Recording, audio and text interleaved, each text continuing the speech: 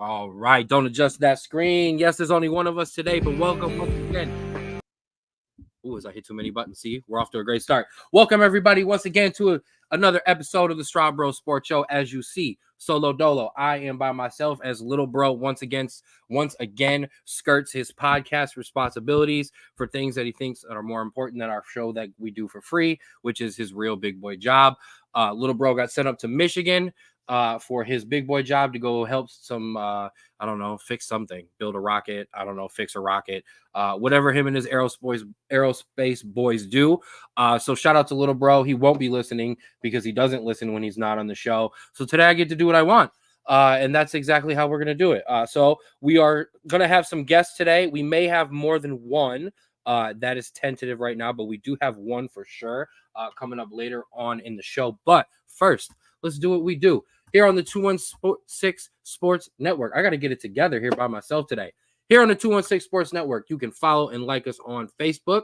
You can like and subscribe on YouTube. We are 5K strong on the subscribers for the YouTube page. Thank you very much for that. If you would like to become a super friend and subscriber, hit that super thanks button. It'll be right next to our logo down there when you're watching on YouTube. If you are watching on YouTube, you can say thanks. You can send us some stuff if you would like to. The 216 Sports Network, that's where you can find us, the Straub Sports Show. You can find us everywhere. You can find us on TikTok at the SBSS. You can find us on Twitter or X at Straub Sports. And you can catch us on Spotify to catch up on anything that you may have missed. And it isn't just us, it's the rest of the crew. 4th and 15 with Mel and Smooth, the Jay Rich Show, the Ruler's Minute with Rico McGee, Outside Interference, and the Straub Sports Show.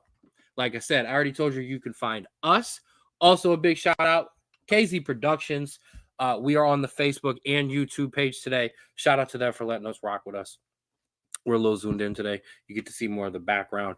You see my guy here today. You already know what that means. We're going to talk a little bit about that later. But also a big shout out. As you see, we're soloed out today. Austin Fink, my guy over at Create Your Own Wave Apparel, for rocking with us as always. Got his logo on this bad boy right there, Create Your Own Wave. Make sure you check them out. Instagram, Create Your Own Wave 2021. But you can also make sure you check out that apparel at cyowapparel.myshopify.com. Don't ride the wave. Create your own. And because you know we repping the candy. Old Time Candy. Oldtimecandy.com. Get your retro box. I can't open it. It will literally fall on the floor because I have to open it up too wide. Here, I'll even do it anyways. Just for it. Yeah, it's getting low in there. You can see the bottom. It took us a while, but once this is what happens when the birthday boy goes through it. Oldtimecandy.com. I'm talking all your decades from 80s and 90s to the 50s and 60s. You can order a box by the decade. You can pack a bag, custom order, buy in bulk. Check it out. Use promo code SBSS for 15% off your order. Shout out to Pops. We absolutely about to break a leg. And shout out to my guy Nick. We in here already. Let's roll. I want to give another big shout out. It isn't just sponsors today. Cage Thunder MMA. I got to give them some love. They have an event coming up, Next Gen Fight Series 2 on July 27th at Chappelle's in Akron. Some local young guys. It's a good card. And the Straub Sports Show. Yeah, these guys right here. We will be there representing us and the 216 Sports Network. We're going to be there for some live weigh-in coverage. We're going to have a little pre-show. We're going to sit down with Alex. He does social media for Cage Thunder. We're going to go over the card. And then during the show itself, live on pay-per-view, Straub Sports Show, we're going to bring you some coverage on our Instagram, Straub Sports Show, as we always do. And we're going to bring you some live interviews with the fighters. That is going to be, like I said, July 27th at Chappelle's in Akron. Now, go to CageThunderMMA.com for tickets. And if you can't make it, check it out on pay-per-view on the website. Now, they have a big event, and my guy Nick was already on top of it. They have a big event coming August 17th. Thunder fight in the Flats, headlined by Bedford own Jarrell Hodge. Tickets on sale for that one. The Straub Sports Show will be in attendance in some capacity. We haven't worked out all the details yet. We got to get through the first event to see how we figure out the second event. But no, you were not wrong, Nick. You were on top of your stuff there. You were just one event ahead of me. But like I said, we will be there on the 27th. It's going to be a good time. If you follow the show, if you follow the 216 Sports Network, we've been dipping some of our stuff over there. But if you follow our Instagram page, Straub Sports Show, you see some of the stuff that we do at Akron City. It's been fun to do some stuff with them. The way we kind of do our halftime show, the kind of way we do our pregame stuff, and the way we do our interviews, that's what we're going to bring to this MMA thing.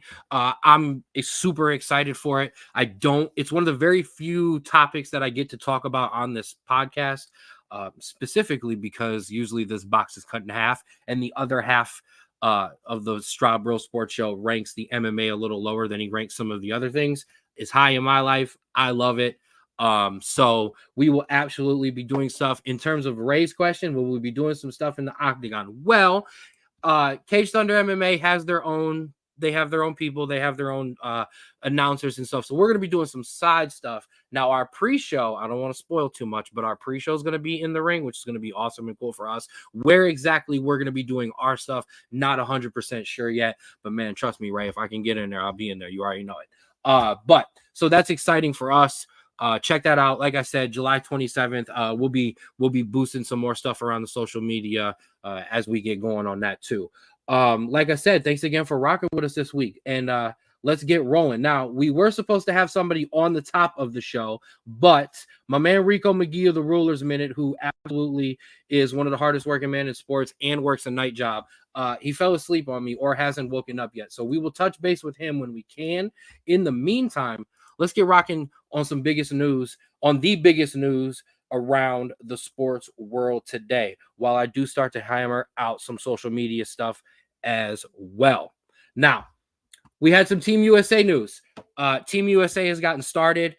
They've finished up their warm-ups. They finished up the last of their exhibition games. Honestly, it's been a little closer than I thought with, them putting the whole Avengers together. The whole point about them putting this team together was, they didn't do too well, so they assembled everybody and they're going to blow everybody out. Well, newsflash, that has not happened. They played a close game with Canada. They did blow out Serbia, so I will give them there. But I think this is going to be one of the funnest Olympics in terms of basketball that we've had. And I have a hot take, so you can trash me in the comments. I don't care. I think this is going to be a better Olympics than the Dream Team. I'm going to let that breathe for a second. I think this is going to be a better Olympics than the Dream Team. And here's the reason why.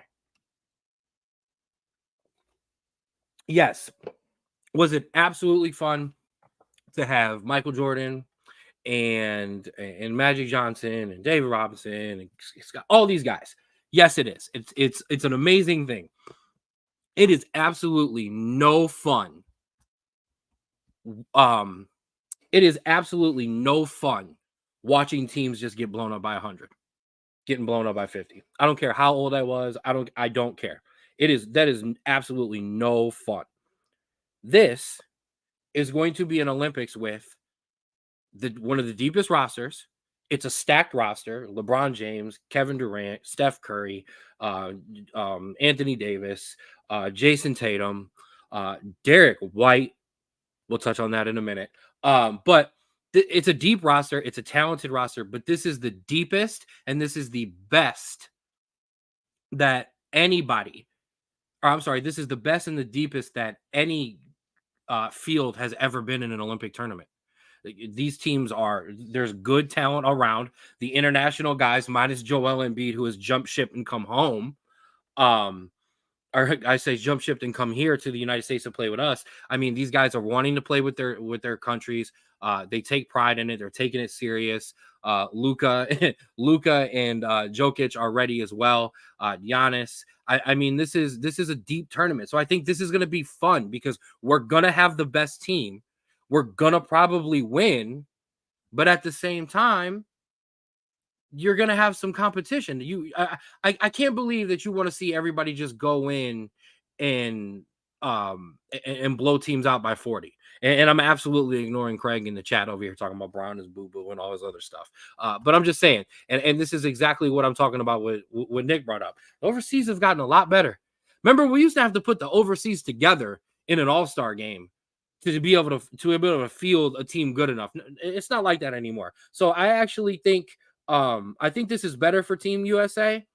And as I get this social media together, and like I said, I think this is going to be a fun run to gold. I really do. Now, we do have to talk about some of the decisions that have happened with Team USA. Besides some of these close games, and it was brought up in the comment section. Derek White got invited, and why? Yeah, we got to talk about this. First things first. I mean, the reason there was a chance to invite Derek White. Team USA basketball made the decision to send Kawhi Leonard home. Now, originally, it was kind of thrown out that it was a Team USA and Clippers decision, and then shout out to the Clippers who flat out came out and were like, no, it was Team USA. So Team USA made the decision to send Kawhi home. Two of the big things that I heard, and I'll give them credit.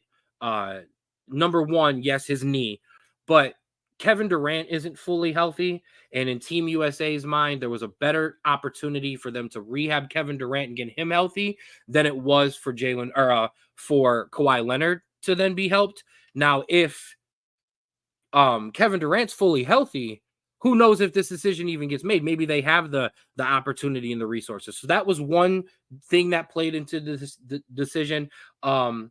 And then the other just being just Kawhi's health, just in general, just not thinking it was going to be worth it. The facilities in Abu Dhabi are good, but they're not NBA level. So all of that stuff could play a part in it as well. But the decision to replace him with Derek White, instead of Finals MVP Jaylen Brown, I've listened to the explanations. They needed a defensive guard to back up Drew Holiday. The position, at small forward was kind of stacked. It's all trash. I mean, the whole, and the reason I say that is trash, as I'm gonna get the YouTube shared as well. The reason I say it's trash is this.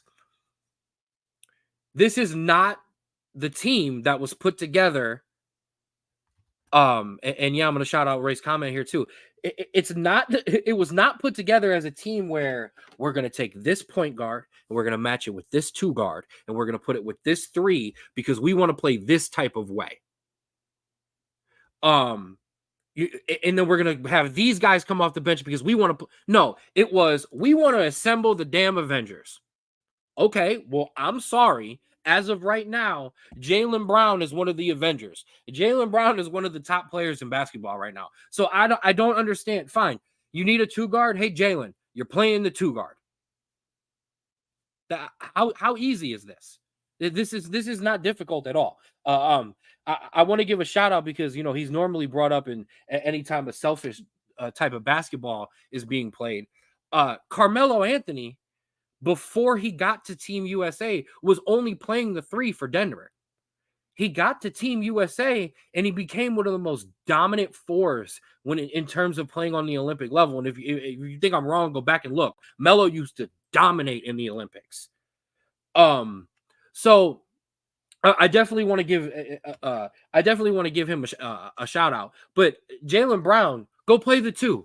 I mean, I know you're normally a 3. What are we doing here? If we're talking about taking the best players, assemble this Avengers. And I'm sorry to keep harping on that quote, but it was those guys who were the ones who put that out there. And one of our guests who was going to join us is going to join us a little bit sooner just because I'll end up being done rambling all by myself before I was originally supposed to. I just don't understand it. Now, there's been some conspiracy theories thrown around. Did Nike have a part to play in it? Nike has, and I guess I found this out myself, shoe companies have done this before. They've intervened in the Olympics and lobbied for guys to be on the roster. If you take a look at it, the only guys who are not Nike or Jordan guys, I believe, were Joel Embiid, Steph Curry, and Anthony. Yeah. So, I mean, I don't know.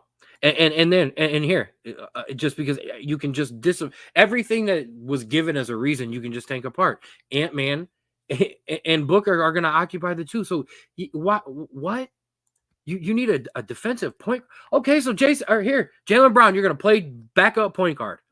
I don't care. It's the Olympics. Give me the best guys. And I'm sorry, Derek White is not one of the best 15 players that we as Americans can bring.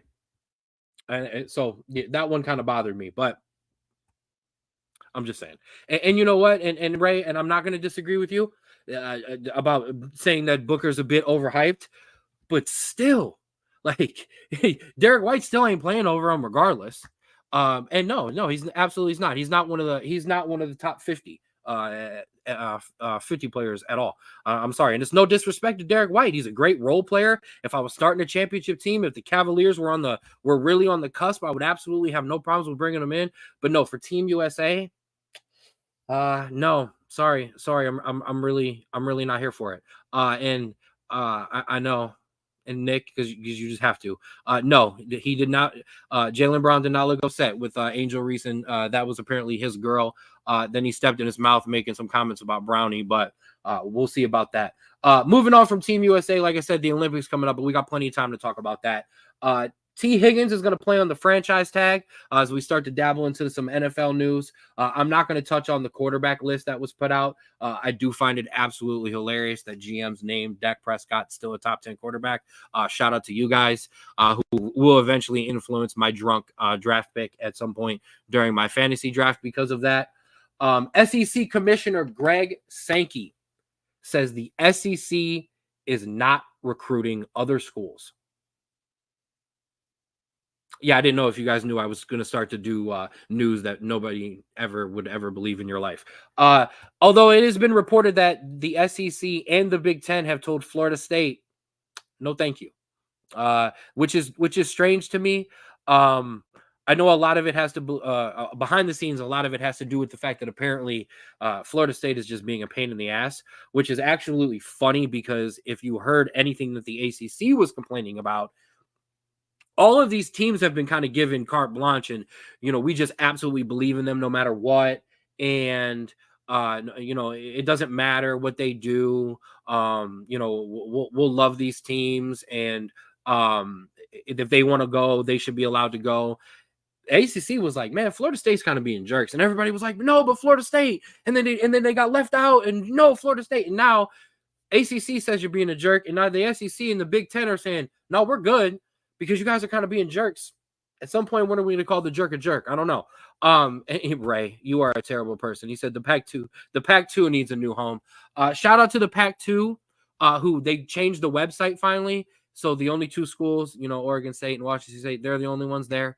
Yeah, it's awful. Just rest in peace, Pac-12 football. Rest in peace, Pac-12 after dark.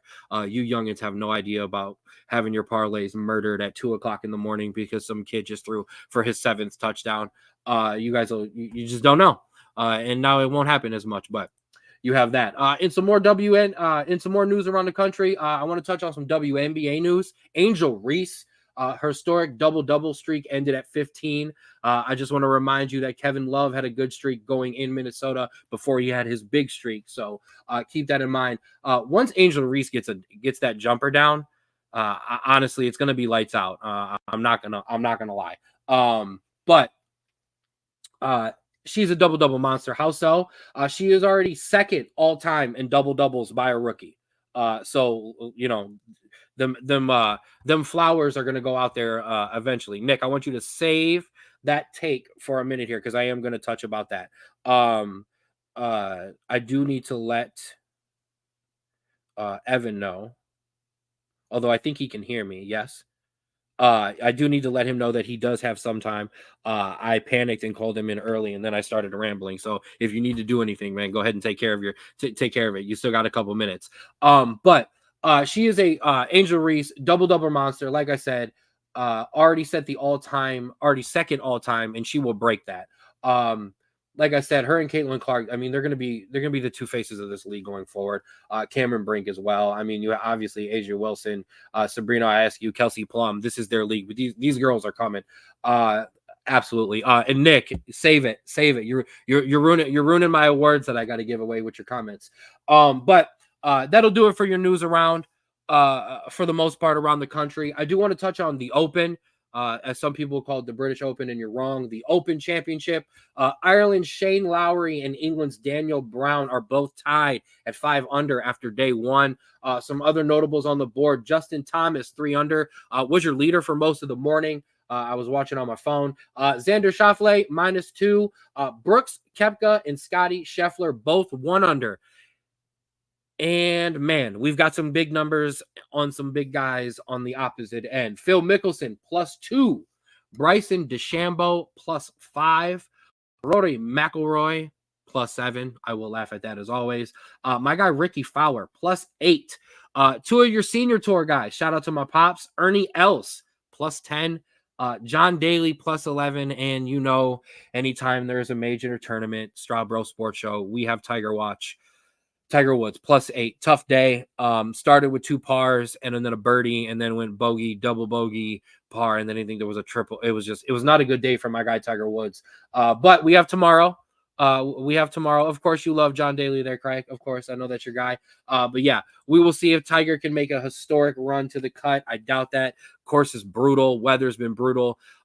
They said tomorrow's weather is supposed to be okay. Saturday is supposed to be just awful. So they got to get some high numbers up this week or early in the week so that by the time the weather rolls in, these guys can start to kind of play a little bit more defensively, a little bit more safely. But yeah, that will do it there. Let me throw the banner up because I'm so behind on myself. I didn't even do that. And now that we're done with the news, now that we're done with that, I want to give away some awards. Time for your honorary Straub Bro of the Week, presented to you by Create Your Own Wave Apparel. Don't ride the wave, create your own, and be a Straub Bro of the Week. And just because little bro's here doesn't mean that I'm only giving one away. My first award goes to Landon Straub, my son, as he turned 5 this week on Tuesday. We got a big birthday party going on for him this weekend, but I got to give love to my guy. I did last week. I'll give him some love this week as well. I also want to give some hometown love to our all-star Guardians who came through. Quan with the run, David Fry with an RBI, and Emmanuel Clase with the save. We got a lot of love from the media too. I don't know if you were watching some of the pregame stuff for the Home Run Derby, what you were watching for the All Star Game, but there was a lot of love for Cleveland. So I don't want to hear any. I know you all do the Cleveland against the world stuff regardless, just because it's in your blood. But we got a lot of love. So they need to go out and play ball in the second half, just the way they did in the first half, and you're going to be able to put all of this stuff to rest. So shout out to our All Stars. Excuse me. And we talked a little bit about it, but I'm going to give him back another shout out. Our WNBA rookie stars, 1, Angel Reese, like I said, 2nd all-time rookie doubles. She'll be breaking that soon. And you already know it, Caitlin Clark for breaking the WNBA assist record with 19 assists in a game, breaking Courtney Vandersloot's record of 18. And she joins WNBA GOAT Candace Parker as the only other rookie in WNBA history to score an assist on 50 or more points in multiple games. She's a monster. I'm so glad we're finally far enough into this WNBA season that we started to drift away from this. Well, what did Caitlin Clark do? Angel Reese, stop comparing them. Just celebrate these girls because they're absolutely tearing it up. And because, I always like to hit you in your heartstrings. This is for all my old school, for my older viewers. UNC volleyball freshman Jackie Taylor, that last name might sound familiar to you, will wear the number 21 in honor of her dad, the GOAT, Hurricane legend, Washington Redskins football legend, NFL legend, Sean Taylor, who was taken away from us way too soon. Absolutely awesome to see that she's turned into a monster herself on the volleyball court. And yeah, it's good to see that number 21 staying with the name Taylor in the back. That is amazing to see. So that'll do it for your Straub Bros of the week. Shout out to Austin for the polo, solo dolo polo today. Now, one of the reasons we were going to have Rico on originally is because Rico is going to be covering Mac Media Day, which is tomorrow. Unfortunately, I have a job that pays the bills, so I cannot be there at 8:30 in the morning for Mac Media Day, but Rico will be on hand. The NCAA season is here, ladies and gentlemen. I mean, it's around the corner. I'll be able to finally tote up my Xbox and play the NCAA game tomorrow. I did not buy the deluxe edition. I only have the regular version, so unfortunately, I will not be able to play. But the season is here. Media Day has started. It's been amazing to see Nick Saban on TV to talk about college football. I mean, to have the GOAT out there giving his opinions on teams, because having him so close off of a season, there's some stuff that he's done and some advanced scouting that he's taken care of that he probably wouldn't have just in his media time. So it's been amazing to see him there. Unfortunately, when you put him with Greg McElroy too, it just gets a little too much Bama for me. And these guys just like immediately don't care about any other conference. They think the SEC should have 10 teams in the college football playoff. Vandy should get in no matter what the record is in their mind. So you know how the SEC people get. I love me some SEC, but they get to be a little bit too much. Your 12-team playoff is alive this year, ladies and gentlemen. Your conference championships and then your bye weeks. I do want to give some love because SEC Media Day was, the biggest one, the first one to kick off here. I loved how Kirby Smart's already talking about thinking about this like an NFL season. The modeling it after that, the preseason, less hits, working on those soft tissue injuries. Once again, a lot of these coaches are complaining about NIL and complaining about extra games. And here's Kirby Smart. He's out here playing chess when a lot of these guys are playing checkers. And the reason that, that Georgia has only lost 2 games in 2 years is because of that. So, but I don't want to dive in too much. We're going to do a full NCAA preview when Bro gets back. We're going to dive in conference by conference. There's some big things, that I think are important to point out, Quinn for Heisman. My problem with that is Steve, and I'm glad you brought it up because one of my things I wanted to bring up was Steve Sarkisian talking about how Archie Manning is going to have to play this year. Okay. And the SEC doesn't recruit any more teams. It's kind of funny when these guys come out and they talk. It's strictly to keep Archie Manning out of the transfer portal. Let's be honest. Because if not, there's no reason you're going to tell me that a guy who was lighting it up and took your team to the playoffs and is a Heisman candidate and a Heisman front runner, he's going to split time. I don't want to hear that. But I do want to say this. And this is one of my bigger overviews when I was kind of looking at the season. This is it for everybody.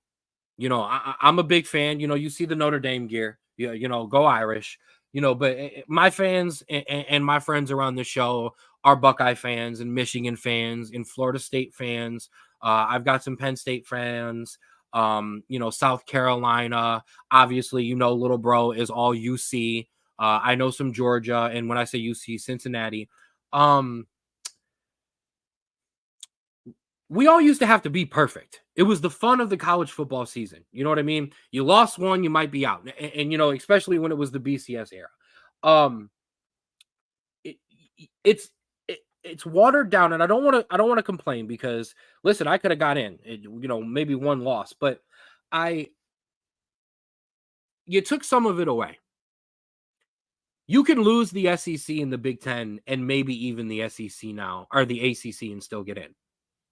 Gone are the days where you have to, actually win your conference. You don't have to anymore. I could finish second.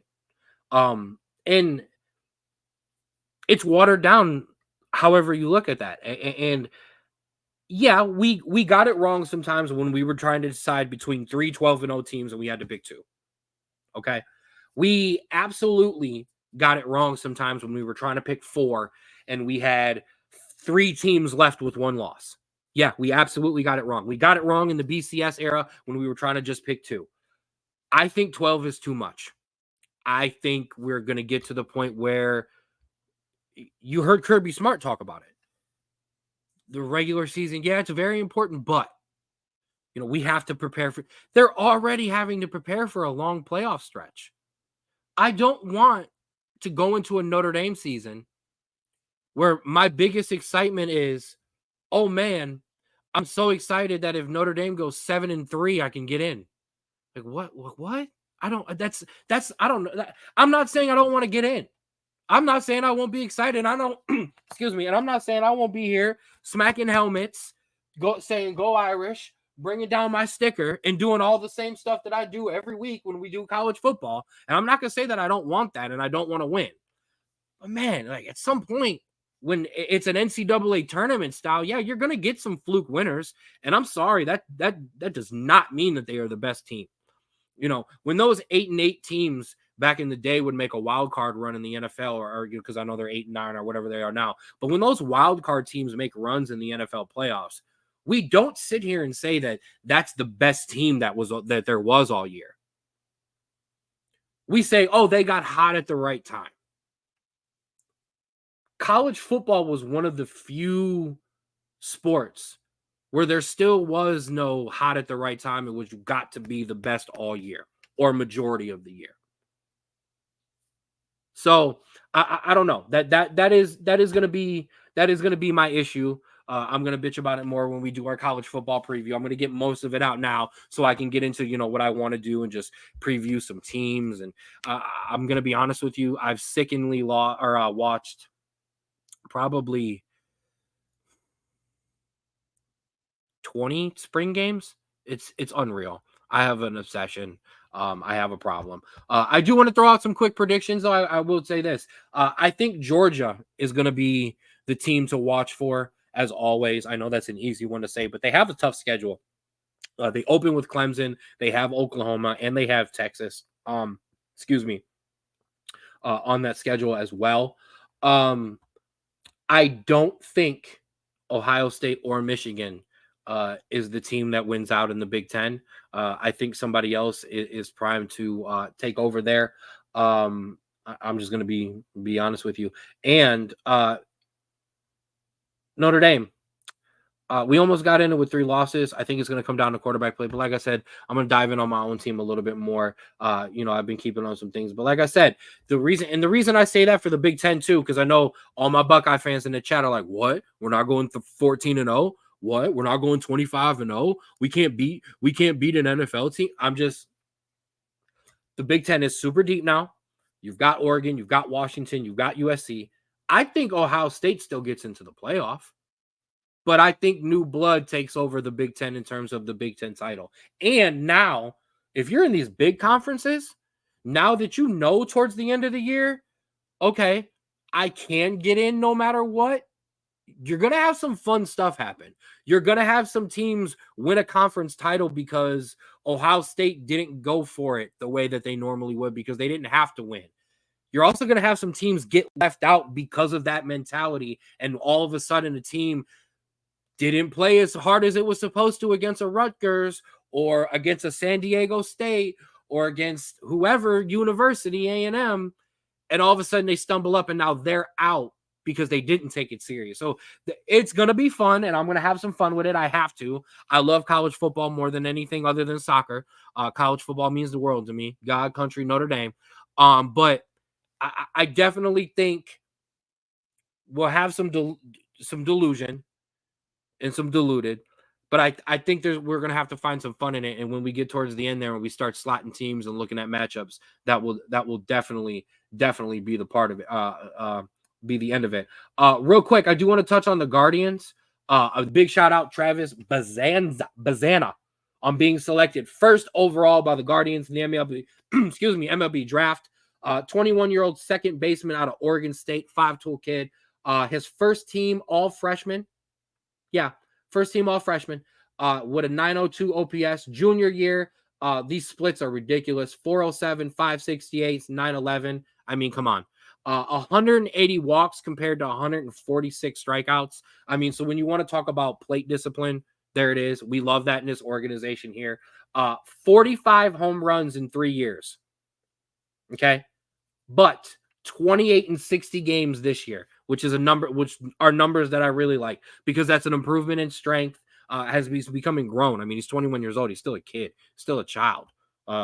This show is me, one old man, and just a collection of children that I bring on to talk to me. All you young people, 21 and under. But I like the pick. I know there was some people who wanted the big kid, big Condor, the 6'6" guy. There was some issues. There was some people concerned about his height. I know that's crazy because in what sport do you hear 6'6" and you think what? But in baseball, strike zones are harder for taller guys. You know what I mean? Aaron Judge strikes out a lot. I know he's a great hitter right now, but the minute that eye, starts to lose a bit of that timing, strike zones are harder for taller players. I like the pick. If the kid is that good and he comes up that quickly, Andre Jimenez can move over to shortstop. That's not an issue, or whatever. We start to DH Jose Moore, and when we move Jimenez to third, but we'll see. But I like this kid. I'm excited to see what he's going to do in the organization. I've got Columbus and I've got Akron right around me, so I will be super excited to be able to check in and kind of go to some of these games and kind of report to you guys what's going on. Rico McGee, the sportsman, it's already been covering the Ducks and the Clippers, so that's been going on. What's up, Mom? Mom's checking in late. You already know, solo dolo with the solo polo. That's how we're rolling today. And then real quick, I want to touch on the home run derby before I bring in my guest. Teoscar Hernandez won it 14-13 over Bobby Witt Jr., and I mean just won it, as Bobby's last attempt absolutely smacked the wall. To me, this is the best of the home run derbies. I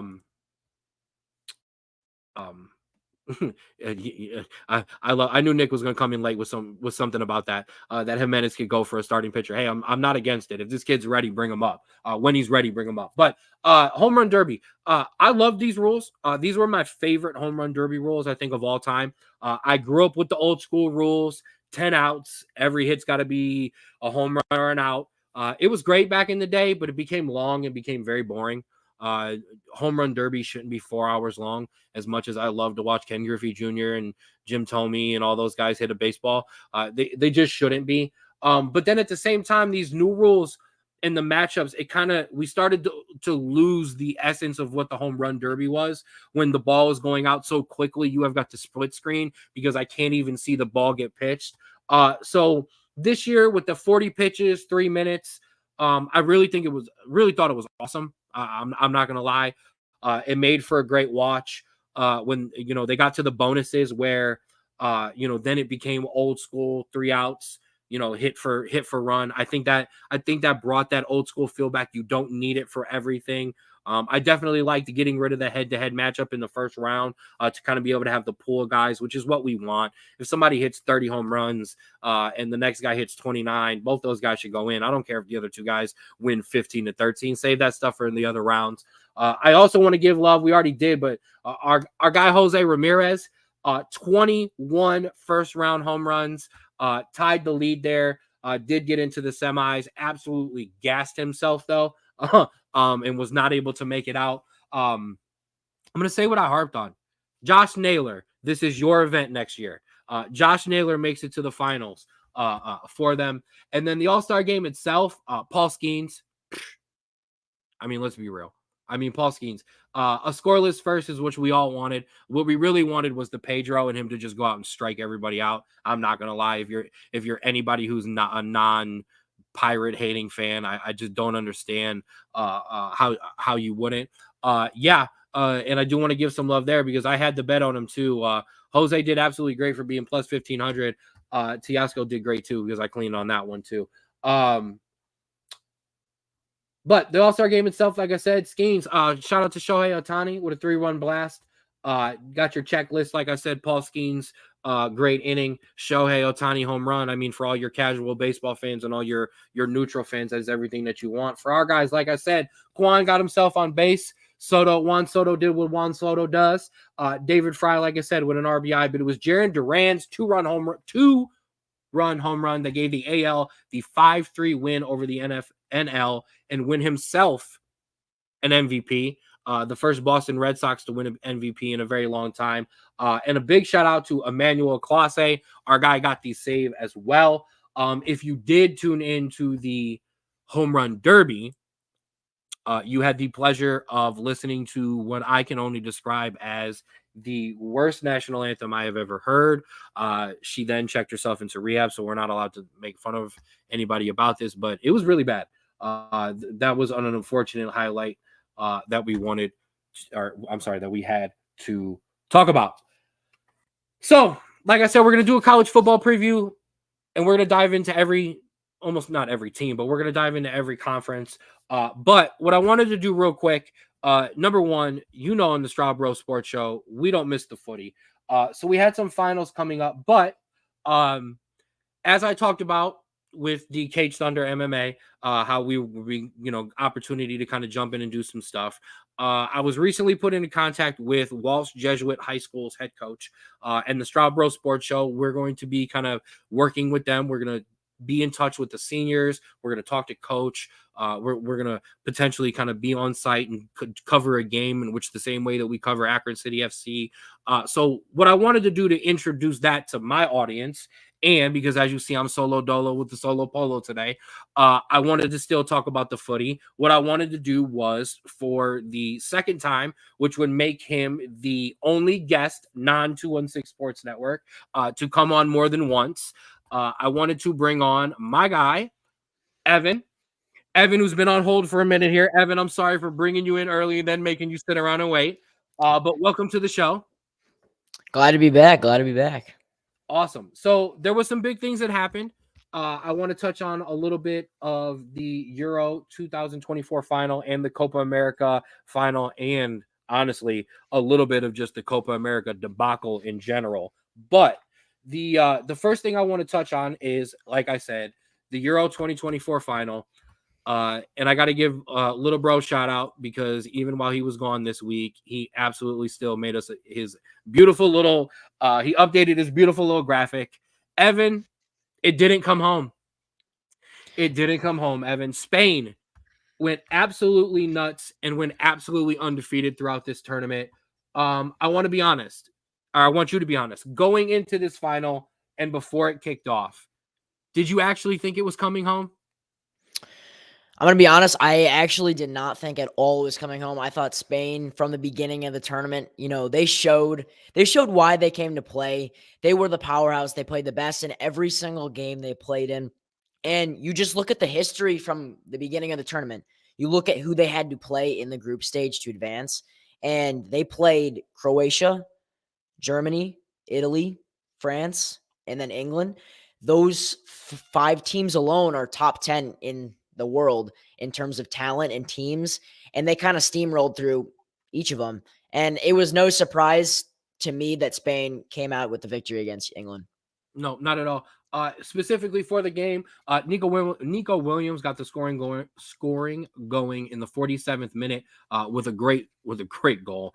Cole Palmer with an absolute frozen rope to the side bottom corner netting, unstoppable there.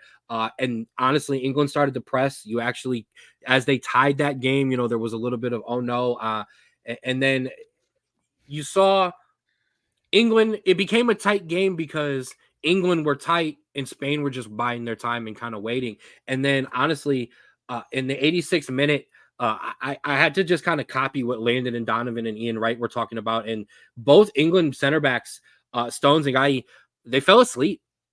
And Cucurella put in a great pass, and it got finished home. And Spain takes home their 4th Copa. As you said, Spain was dominant throughout this tournament. England, I mean, let's be honest. England won these games, coming back in each of them. Getting lucky in some, going to penalties. Penalties, you're a soccer player yourself. Penalties are luck. Sometimes, a hot goalkeeper, a guy who misses a ball off the crossbar that doesn't go in. So, a big shout out to Spain. But I want to touch bigger on this tournament. We had some veterans kind of start to fade away in Cristiano Ronaldo. Unfortunately, your Croatia squad. This German team did look good, but you had some older teams, Switzerland.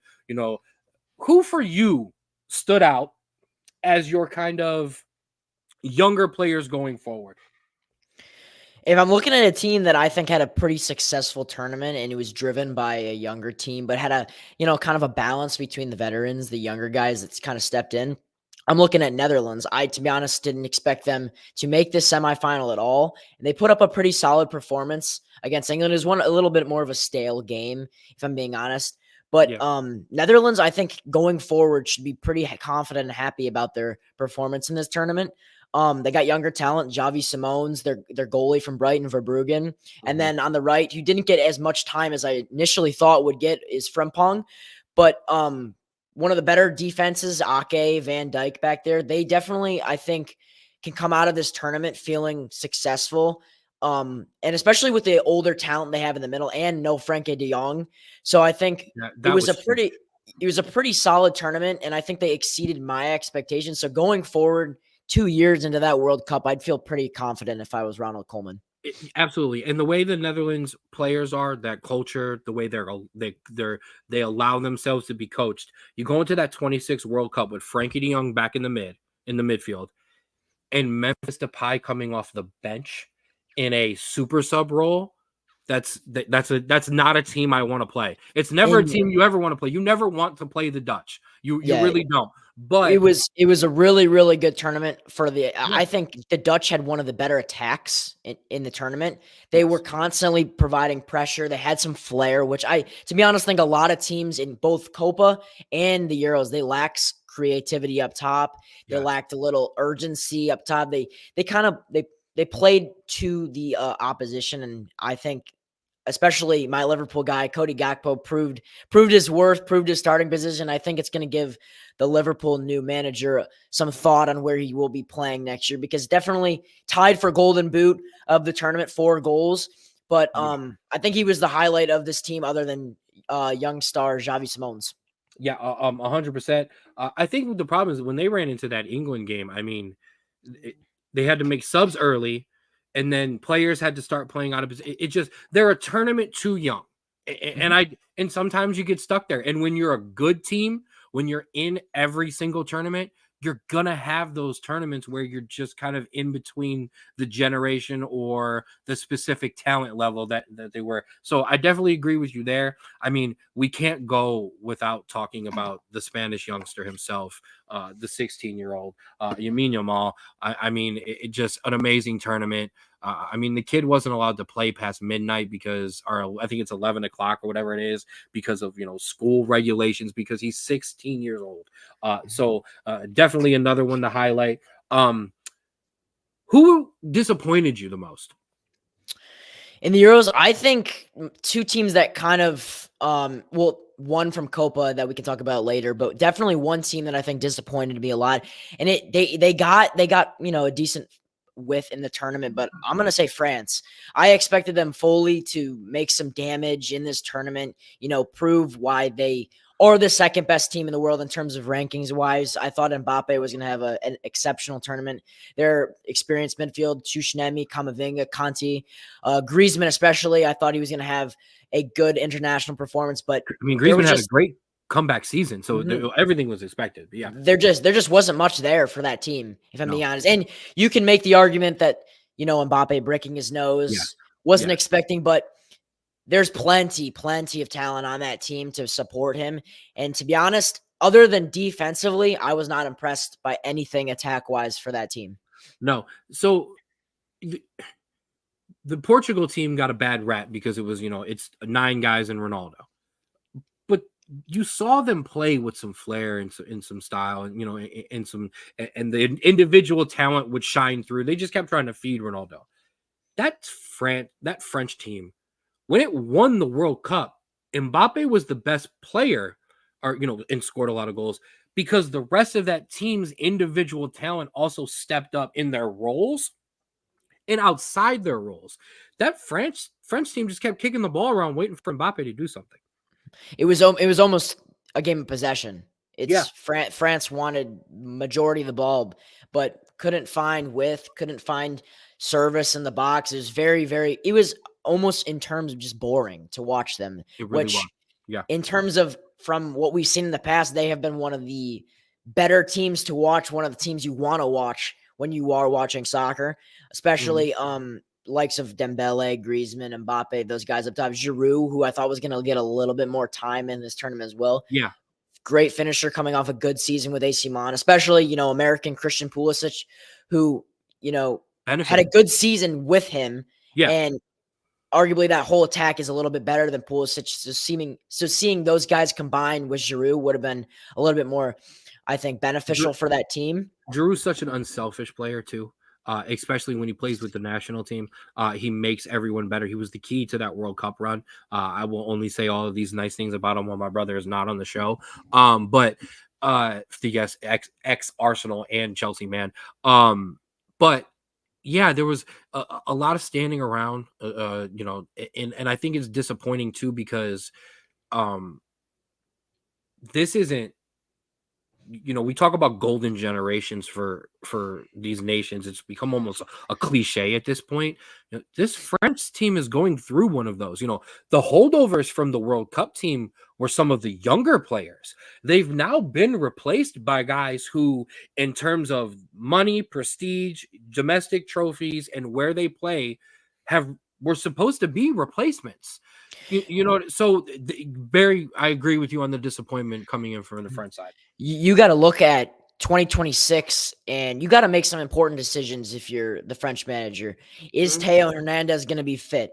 Is Giroud going to be finished? Is Conte even going to be fit for the tournament? You're going to need these younger guys who won't be young at the time. They kind of this is their window, and it's almost like it's a do or die. It's like you win or it's a bust. It's simple, and I can compare this to a Belgium type team who completely missed their window with their talent, and I'd hate to see it happen with this French team. Yeah. And then, you want to talk about disappointing too. The Belgium team was disappointing. Their golden generation won nothing. A semifinal was all they had to show for it. But I agree. I don't know what needs to happen with the French team. I think it's worth pointing out though. I'm not going to be overly critical of Kylian Mbappe. He's a generational talent. He's a young phenom. This seems to happen when he is the dominant player for his team. That France team that won a World Cup, he was not ball dominant. He was an offset player. Pogba, Conte in that midfield, Griezmann, Giroud, as we talked about, a younger Dembele. Mbappe was a beneficiary of that. His teams at PSG before Neymar and Messi got there were good but not great. Messi and Neymar get there, he becomes a little bit less of the focal point. Those teams actually advance and do further. We come into this year, there's no Messi, there's no Neymar. The team seems to struggle a bit. We get to the national team. We turn the national team over to him like we did PSG. It kind of starts to struggle. Now, when he gets over to Real Madrid, there is no turning the game over or the team over to Mbappe. That's not how Real Madrid works. He's gonna be there with Jude. He's gonna be there with Vinicius Jr. He's gonna be there with Rodrigo. He's not gonna have a choice but to share, which will actually benefit him. So we'll see how he can help translate that on the international level. Yeah, I definitely agree. I think when he was younger, he had a sense of urgency to prove people wrong. He wanted to prove who he was, how good he can be. And I think after winning a World Cup, after winning League One, after, winning all these major tournaments, I think it's coming at him a bit in the sense that, yeah, I've won it. People know how good I am. And let's just see how good I can be in this tournament. There's no urgency like when he was younger to be that guy, to be that focal point. And it's definitely going to be interesting with this Real Madrid team because you look at their front three, Rodrigo, Vinicius, and now Mbappe, and then that midfield with Modric, Camavinga, Tuchel, and that rock-solid defense, especially with some of the signings that Real does want to sign, Alphonso Davies. And I have been hearing the rumors that Trent wants a move to Real Madrid. Not so happy about that. But when you do add all that talent to a team, it's very questionable to see how these guys will fit together. And me personally, I think Mbappe is definitely going to strive in this team. No, I agree with you. And if you like what we're talking about here, make sure you send us your super comments and stickers there on YouTube. If you're there on Facebook, you can send us stars as well on the 216 Sports Network here on Straub Sports Show. So what I would like to do, I'm going to audible a little bit, Evan, we'll switch over to Copa, and then I'll come back because I want to talk about both the United States men's national team coaching situation, and I want to talk about England's. But I want to kind of finish touching on the actual kind of gameplay too. Sound good? Yep, for All sure. right, so we'll switch over to Copa, the Copa America final. Argentina and Messi 1-0 over Colombia. Whew. Once again, unfortunately, the stuff off the field kind of takes over the game. It happened in the semifinals with Uruguay and Colombia. Unfortunately, Colombia was involved again in a situation that had to do with off-field nonsense. I'm not going to put the Colombian fans under any harsh criticism like we kind of did, where was rightfully lobbied their way during the Uruguayan situation. Not all of the fans, but the ones who were kind of basically attacking families.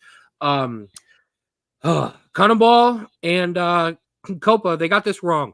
The game was delayed by over an hour and a half because basically they could not get people inside of the stadium because the crowds were overwhelming because the amount of people that were there without tickets.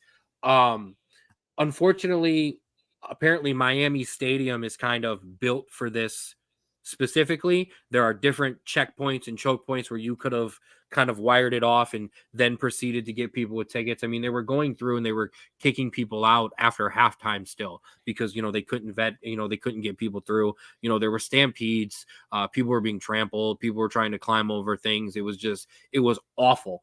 I'm going to give a shout out to Marcelo Bielsa, who absolutely just had a scathing press conference where he ripped everybody, CONMEBOL and U.S. Soccer, awful pitch conditions, Bolivia not having a practice field in time to practice.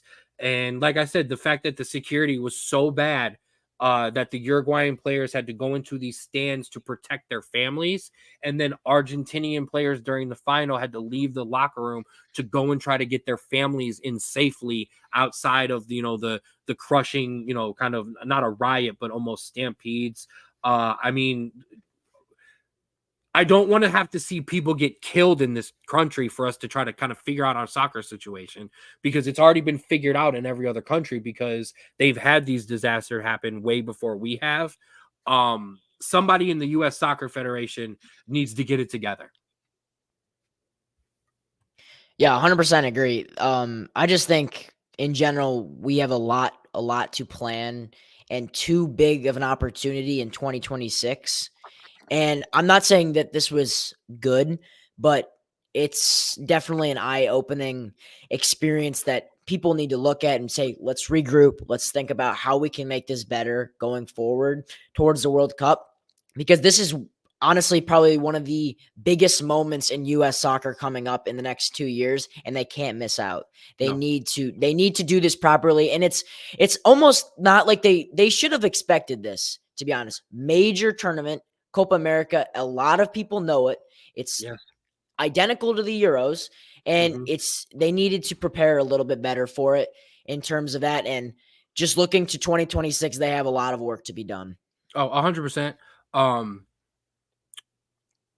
If you think this is bad, CONMEBOL and U.S. soccer, the World Cup is this, just with the European fans added.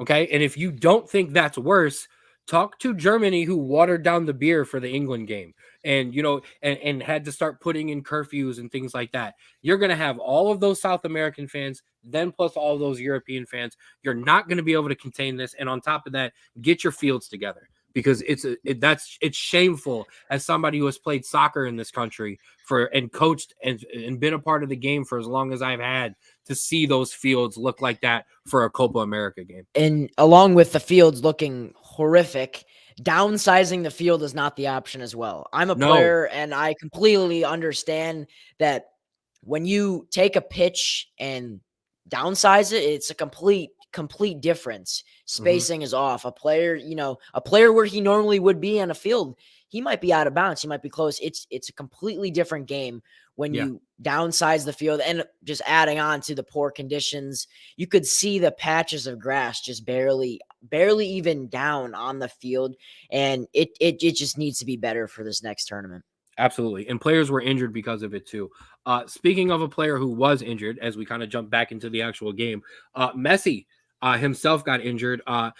There have been some people who've tried to blame it on the field. I'm as we just leveled them correctly. I'm going to call a stop to that because that's not why Messi got hurt. He tried to extend himself getting to a ball that honestly he should have let go out of bounds. And in doing so, a guy made a challenge and he got rolled up on. It was not good. It was not nice. The ankle was definitely swelled up. But I mean, Colombia hung in there. But after playing through 90 in the 112th minute extra time, the man who has scored time and time again this Copa America for Argentina with his 5th goal, and more important, that goal gives them, and that would be Lautaro Martinez. That gives them back-to-back Copa Americas and a World Cup in between. That has got to put them up right there with the Tiki Taka boys themselves of Spain, who went back-to-back Euros with a World Cup in between. As much as we, as a Ronaldo guy myself, there's really no question anymore. Messi's the GOAT. And this Argentina team is something to be remembered. Oh, for sure. The talent on this Argentinian team is very, very, very good. They're young. They got experience. They got a good defense, and players come to play at the international level for this team. One guy in particular, Christian Romero, wasn't exceptional this year for Tottenham. He comes to the Argentinian team as a completely different player. In terms of striker position, they got Julian Alvarez, one of Man City's best players, Lautaro Martinez, Inter Miami's arguably best player, 2 goal scorers, 2 decisions that Scaloni needs to address going into the next World Cup, seeing who the starter going forward, and maybe keep flipping and flopping him because they both produce at the high level. Yeah, I mean, listen, as a United States men's national team fan, who we are desperate for informed strikers, it's never bad to just bring 2 who are informed. But yeah, Copa America as a whole was fun. Other than obviously the stuff that kind of we talked about. Obviously we've talked about the disappointing United States men's national team run. I don't want to bury this team anymore because I kind of want to start to move on to the next chapter. That Greg Berhalter chapter is behind us. The United States men's national team has fired their coach, and it isn't just the United States men's national team that is looking for a new coach. England themselves are looking for a new manager after whose name is now escaping my mind. Gareth Southgate. I'm sorry. Gareth Southgate has resigned. So England is looking for a new manager. And Evan, before I ask you the question of who should they sign, I almost don't care. And here's the reason why I don't care.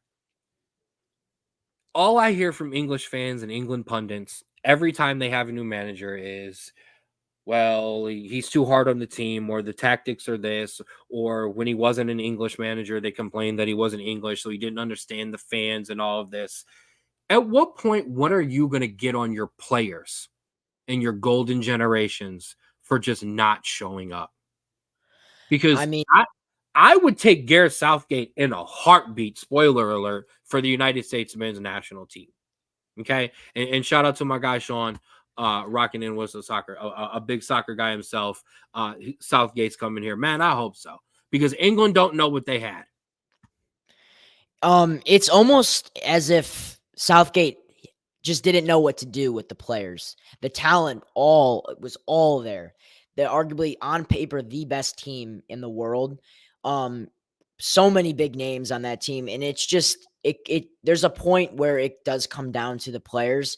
And I think going forward, they need to hold themselves accountable because this tournament, yeah, there were some tactics that were poor, substitutions that could have been made sooner, decisions that definitely could have played a better factor into some of these games for more goals, better results, not, taking it all in at the end in extra time or penalties.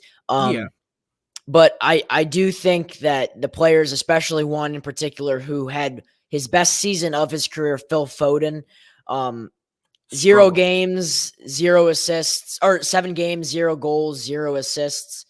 Pretty poor performance for this tournament.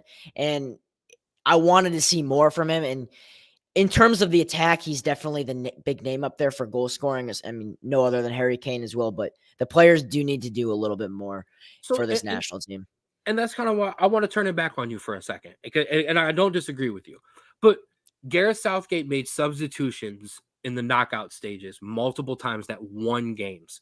The Ivan Toney substitution, the Ali Watkins substitution. The English media killed him because he started Trent Alexander-Arnold in that midfield role, and it was absolutely awful. Okay, my Liverpool hate aside, it just didn't work. What did Gareth Southgate do? He said, all right, let's try Conor Gallagher. It didn't work. Finally, he made the right move, the genius move, which is to always break glass and pull out the greatest thing you can do, which is a Manchester United midfielder, and you insert him into your lineup because that's the best thing possible. And he inserts Kobe Mainoo, and things get rolling. He makes a couple off substitutions in the midfield role. When he brings Kobe in, he brings Cole Palmer off the bench, what they've been screaming for. He scores goals, and he makes the right decisions. Harry Kane runs from pressure. So what did he do? In extra time or in the 80th minute or in the 70th minute as the tournament went on, he pulled Harry Kane out of there because I'm not going to allow you to make a fool of yourself. At what point, like I said, Luke Shaw wasn't fit.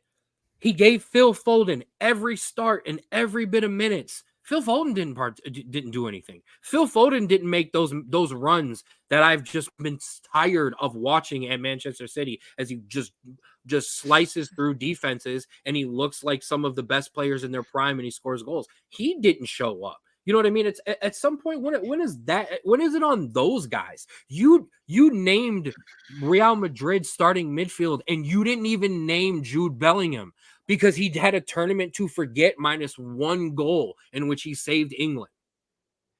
Yeah, for sure. Well, going forward for England, I think this is a good opportunity from them, a fresh look. I think the new manager coming in is going to have some very, very big decisions for this team and bigger tournament play and friendlies just to test some things out. But you saw what worked in this tournament, and I'm gonna be honest, majority of it was on the bench starting the tournament. And you got to look at those players and say they stepped up in the moment. I think they get the first team reps. And until those other players that got the opportunity that weren't changed through the tournament, like Foden, even if Kane can still hold himself up for the next World Cup, which I hope he does, because he's a good player. Not in this tournament, though, nor was Phil Foden. There was some big shining names like Crystal Palace defender Mark Gui, exceptional through all the games until the last 20 minutes of that Spain game. Yep. Very good tournament for him. Poor tournament for Kyle Walker. 4 of those goals that England did concede were majority of his fault. You got to look at just cleaning things up in a whole. And if only you had a guy who played in that position. Oh, wait, you did, but you started him out of position because you tried to experiment. Trent Alexander-Arnold should have been on the field somewhere. Okay, when Luke Shaw wasn't ready, he should have been somewhere. I think Harry Kane becomes a super sub for the World Cup, and I think that's great. How awesome would it be to bring on somebody like Harry Kane late in the box? I think the problem for this England team is the third midfielder because I mean we just got to be honest. Declan Rice and Jude Bellingham are going to be in that center. Going to be the center of that pivot for a long time. And until Foden either steps up on that international level or somebody else shines through, they're gonna struggle because and I agree with you. There was guys off the bench, Cole Palmer. Will he be that starter in that position? Will Ali Watkins, will someone else come through, a young English striker? They're going to hype somebody up. Where will Marcus Rashford be in that time? Where will Jordan Sancho be in that time as well, for World Cup? They've got some decisions to make. Now, coaching-wise, what would you do if you were England? If I was England, I would go out and get Newcastle coach Eddie Howe. From what he's done with that team over the past 5 years, you look at their roster now, and they got a really, really solid starting 11. Good players up top: Isak, Almiron, Bruno Gamache, all those type of players that he's pretty much built up. And he comes in with a pretty fresh perspective. One Newcastle player on that England team, Anthony Gordon, didn't get enough for me. I like him as a player. He's really, really fast. He's technical. He can make things happen. And I've seen a couple interviews. He wants to do stuff when he gets out on the field. he's begging to get out on the field. He works to play, and it didn't result in this tournament. But I definitely would bring in Eddie Howe, fresh perspective. It gives a big priority for him to manage this big England team with the talent they have. But I do think that with the decisions that need to be made, especially one player that was left out of this roster, which I don't know how, because I'm a fan of him, is Jack Grealish. The experience, the flair he has on the ball, the opportunities he creates. He might not start, but you bring him on and he will do something. He's got a good ego for the game. He wants to score, he wants to create opportunities, and it was a mistake leaving him off this roster. And I just think it cost them those little mistakes that they didn't have. They didn't make subs, stuff like that. It cost them in this tournament. I think sometimes these international coaches can sometimes become over obsessed with form. There are guys, when they put on the national team jersey, we talk about it on our show all the time. I don't care what Serginho Dest's club form is. I don't care what Christian Pulisic's club form is. When he puts on the red, white, and blue, something happens, and there's another form that come out of there. There are two specific players, and I'm glad you mentioned them, because I love both players individually, and they happened one place for my team and one place for one of my rivals, but not just Jack Grealish, my Jackie boy, as I call him all the time here on the show, Marcus Rashford. Both of those players, when they put on the England jersey, something else comes out of them. There's another level that gets taken. And I think both of those players would have really, really helped that England offense when it started to stifle and it started to constantly backtrack after goals. I think those are players that sometimes, and you find them a lot in some of the further European and especially in the South American teams, where it's a guy who will just go, you know what? I'm going to take all three of you on. Or if you're going to bring one out here, I'm going to put this guy on the ground and I'm going to take him on. And that England team lacked that. So I definitely, I like that Eddie Howe selection. I mean, for me, if you want to put names, I don't exactly have one. I did hear that apparently they'd be willing to wait on Pep. I actually think if they could do it, because when all of the United States men's national team fans were started talking about some of these bigger names, and I rolled my eyes and I laughed, because that is a team that Pep would coach. And England could afford to wait. I think England is going to bring out the truck, and I think England is going to really, really try to get a big name. And it's almost a little bit unfortunate that the England position's open and the United States men's national team is open as well, because if I'm a coach and you look at who you want to go manage, I want to go manage the team that has a squad of 18 world-class players that I can walk into them, find a good form, find an 11, and we can be successful. And then when you look at that US team, you say, wow, there's a lot of work to be done. Some of the pieces might be there, but there's a lot of work. And you know what? Oh, go ahead. No, you go ahead. You're good. And the hardest thing is too, when you compare federations, obviously if you go player for player, you're going to name way more England players that you would take over us Americans. What also hurts us is if you go through the federation, you're also going to go through a federation that clearly wants to win in England, and in ours that sometimes wants to be the Oakland Athletics and the Cleveland Guardians, and they want to nickel and dime, and they want to try to skirt through and kind of do the bare minimum, even though they overpaid Greg Berhalter in the past. We don't always go and do what's actually best. So yeah, you're gonna pick England over the United States of America. Speaking of which, as you said, that United States men's national team job is open. A name has currently started to rise up the ranks, and it was a guy that I didn't put it down at first. It was just his name continues to get mentioned for these big jobs, but he never gets them. I don't know if he's not taking them or what, but it's former Arsenal midfielder, World Cup winner, Champions League winner, Patrick Vieira. What are your thoughts on that? I personally would love it. I think he brings a completely new attitude, a completely new perspective into this team. I think one of the things that the U.S. lacked was discipline this season or this tournament, and they were way too comfortable. Mm-hmm. I think that they thought that they should be awarded for their World Cup quarterfinal trip. Yeah, Weah, his lack of discipline with the red card, yeah, it happens. But I think completely they're way too comfortable at where they sat.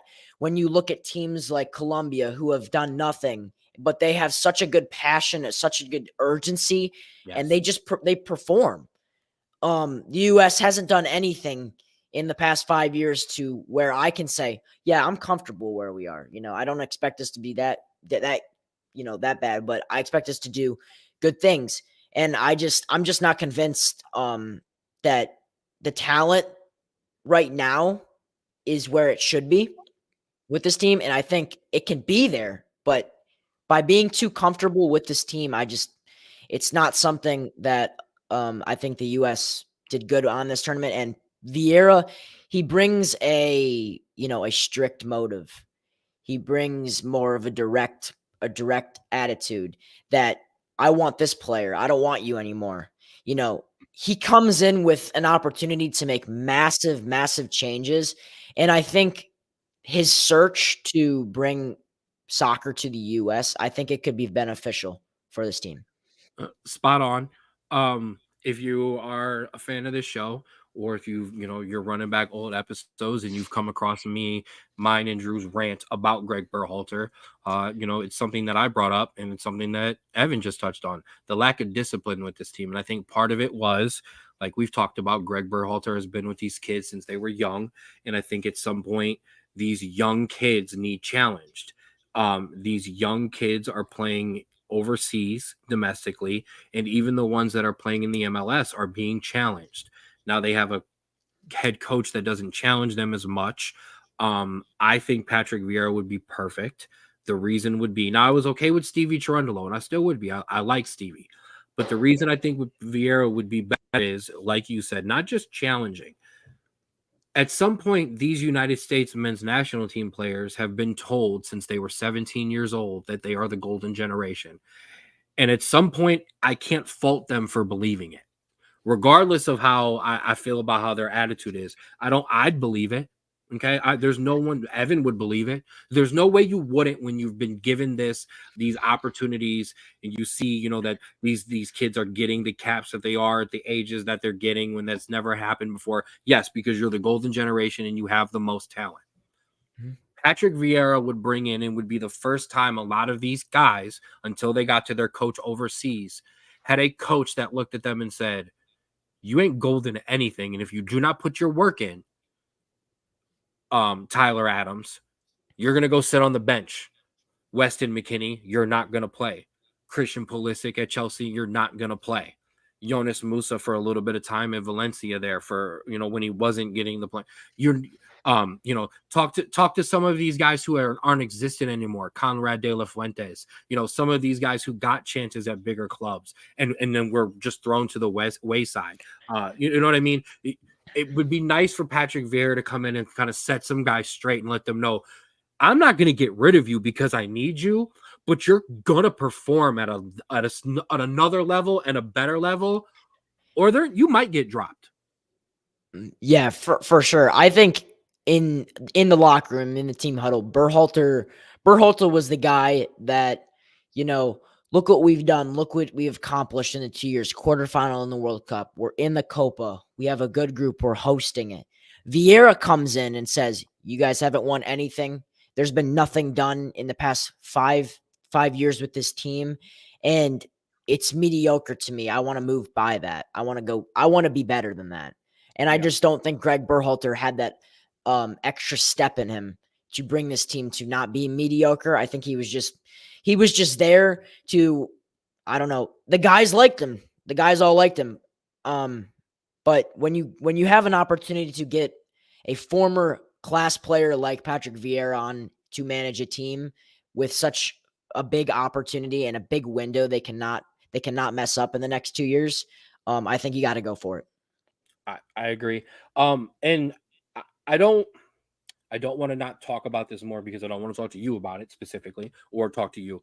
I hate, well, let's throw out a list of coaches, and I had to turn my brother off of because he still did the list, and I painfully went through it. But we know some of these names. There's pros and cons all around.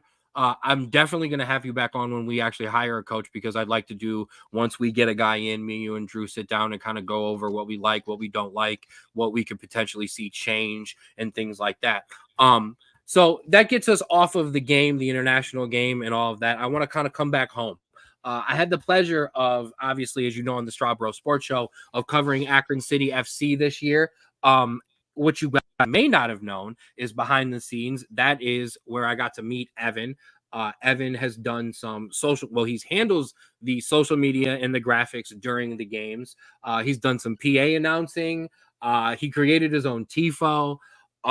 First thing, how awesome was it to kind of come on and be a part of this team, kind of the same way I did, and watch them turn around from a team that won 3 games to a team that finished second, set some records for wins, some goals. They finally beat Cleveland FC, made it to the playoffs, won a playoff game. How exciting was it to kind of come along and be a part of that team for this run? It was an awesome opportunity I was given. I thank Nick Turch and I thank Logan Congrove for, giving me this big opportunity, because it was funny. I just got a DM from Logan. Didn't really know him. He's worked with, the Walsh Jesuit girls soccer team for many years now with his dad and everything like that. I just get a DM from him asking if I want to come help and be an intern graphic designer with Akron City. And I knew going into it that the results weren't there in the past. And it was just, winter kind of rolled around and graphics here and there, not too active. And then we started to sign some guys. And as soon as we started to sign some of these guys who I've known from watching college soccer, just big names from the area, I started to get really, really excited because I knew what this group could deliver. You got guys like Sarver, Stefan, Giannis, Ohio State guys, Tommaso, Patrick, all these big names from around the area. And I knew this team was not going to be like the 2, seasons from previous of Akron City. So I got very excited, and it just we kind of built up as the year rolled around. PA announcing graphics. I kind of just got a little bit more comfortable in the position I was in. But once again, I met a lot of new people, a lot of new connections, and I'm really grateful for the organization to give me an opportunity. No, I agree 100%. I echo that. I first got into contact with Nick just because, like I said, we got introduced last year, and I was able to kind of I wasn't really able to take a look, I should say. And when we started doing this show, for me, it was like, wait a minute, a local team that I can cover, that it was out of the high school and college level, where sometimes within NCAA restrictions, it gets harder to get access and stuff like that. And honestly, Nick and Logan have been amazing in what they've given the Straub Sports Show in terms of being able to, we've interviewed, the stuff we did at Media Day.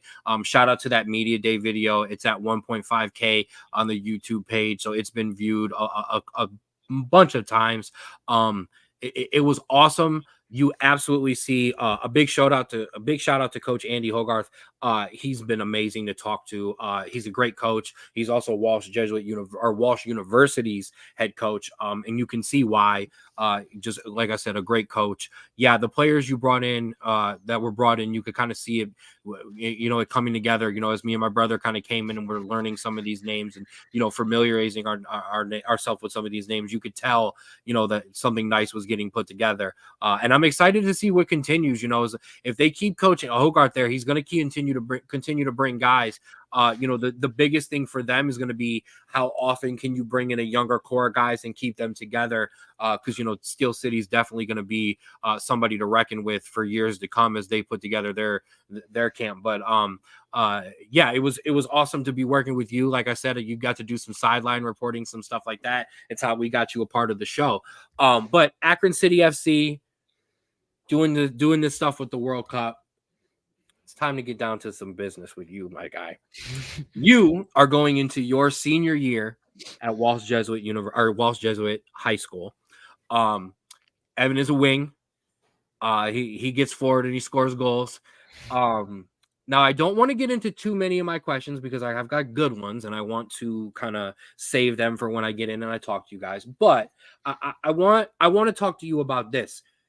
You've got to do something that, a lot of players would like to do, but you spent your summer still involved in the game, doing your summer senior practices, but being around Akron City FC. So how about what week or month into the Akron City FC schedule were you like, all right, man, I'm ready. I need my season to get rolling. Honestly, it was probably week 2, week 3. I'm a big fan of just college soccer in general, just high quality players from around the area, other states, college kids. And it comes to a point when I'm watching where it's like, I want to be out there. I want that to be me. I want to get out there and start playing with my team. And it just I kind of got really urgent to start the season for Walsh with summer practices and stuff and scrimmages that we've had here and there. But yeah, it's definitely hard watching from the sidelines, even though you are, having fun doing your job, doing the stuff you enjoy. But yeah, it was a great season, and I'm just looking forward to high school season after what I've watched from all summer. No, I understand. It's a lot easier for you because then when you go get to move and like you physically walk forward and run, you can still do that. I get that same anxious feeling and I want to kick a ball and I want to run and then I walk and everything hurts and I'm like, maybe I won't. So you're going into your senior year. There's big expectations. I know you're going to put a lot on yourself and I know you're going to put some, on the team as well. What for you? And the reason I'm going to single you out is you're not there in school yet. Team hasn't started. Personal goals for you. Couple of things you've written down in the notebook or, on the chalkboard or where, logged in the notes section on the iPad or on the iPhone. What are some things that you want to accomplish specifically for yourself this year? I think it just goes as simple as goals. Last year we had second team All State Carter Madden, 23 goals on the year, top scorer in Ohio. One of the big reasons why we got to where we got last year, and now he's gone. He graduated, so I think I have a big shoes to fill, and it's just going to come down to how many goals I can score and how I can help this team get to where we need to be because the talent's there. It's just a matter of how my teammates and myself can step up into these bigger shoes that were full last year. That's well said. And it's a lofty expectation to put yourself, and want to fill those shoes as well. You guys have a good schedule. I started to dive. A pretty demanding schedule for teams wise compared to last year. We got a lot of bigger schools out there, more soccer teams that have winning experience in the past. So it's going to be interesting to see what we can do this season. So as you started to put on these senior workouts and you're kind of starting, to get things rolling. Do you see a team that you feel like is ready to make a run this year? I don't want you to call anybody out. I don't want you to we're no bulletin board material. We don't do any of that here on the Straub Sports Show. But do you think this team can make a run this year? Oh, 100% for sure. One of the pros about this team is myself included with a lot of my other senior teammates. We were pretty there. There's a good 8-9 now seniors on the team that were on the team last year, and kind of just the experience is there. We all played in the big moments last year. Didn't end how we wanted to, losing to Medina in a tough way, but we got there. That's farther than we've been in a long time. So I think carrying on to this season is just the experience that some of my teammates and I have that can go a long way with this season compared to the likes of Ignatius, Medina, Brunswick, those bigger teams in the area. So I think it's going to be really good to come back and help the younger side, the underclassmen in this season, just achieve. Absolutely. So we look forward to it. Like I said, I got a whole list of questions already for it, but we're gonna save them because I want to save that for when we get together and we do this. But I want to thank you, like I said, for coming on and talking Euro and Copa, touching in with Akron City FC. Like I said, when we get back in next year with Akron City FC, I will maybe see you. Who knows where in the country you will be at that time, sir. We won't do any spoilers as you begin your senior year, and we kind of check back in with you as you kind of finish up that journey as you get ready for college as well. So good luck to you, sir. I really appreciate you being on with us today and kind of, making sure that the footy still happens on every episode of the Straub Sports Show. I'm going to throw you into the queue. I'm going to finish up the show, and then I'm going to pop back in and have a conversation with you real quick as soon as we're done. It sound good? Yeah, sounds good. All right, man. Thanks, Evan. Thank you a lot, Evan. I really appreciate it. Yeah, of course. All right, and that is Evan. Like I said, back full screen with my big face all in front of it. I want to thank you all for being with us here on another episode of the Straub Sports Show. No little bro today, just big bro solo polo. I want to thank you all for being with us. We had some good viewership. We had some good comments throughout. Thank you for joining us here on the 216 Sports Network, the 216 Sports Network. That's where you can find all of us. You can find us on Facebook and you can find us on YouTube. Facebook, follow and like. On YouTube, like and subscribe. That YouTube page for the 216 Sports Network is at 5K strong. Not 5K like the race, 5,000 subscribers strong. We really, really, truly appreciate. And that's where you can find all of us. 4th and 15 with Mel and Smooth, the Jay Rich Show, the Ruler's Minute with Rico McGee. Shout out to Rico McGee. He actually just hit me up. We are going to do some stuff when he comes back from Mac Media Day. He'll have some, he'll definitely have some more stuff to throw at us than just preview it.